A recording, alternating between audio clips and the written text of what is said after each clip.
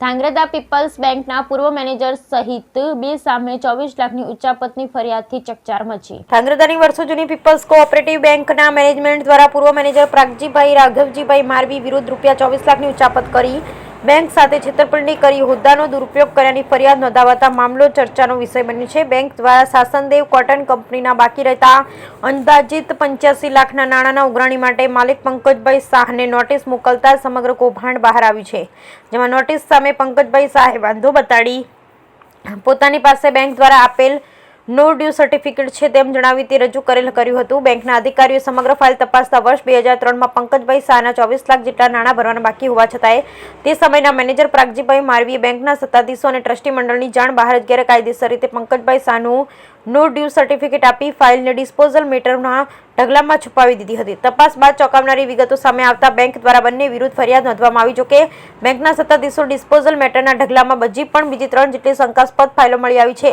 જેના ઉપર બારીકાઈથી તપાસ થઈ રહી છે અને ભવિષ્યમાં એમાં પણ બેંક સાથે છેતરપિંડી આચર્યાની ફરિયાદ થવાની શક્યતાઓ જણાવાઈ રહી છે। Bureau report Hitesh Rajpara, Dhrangadhra.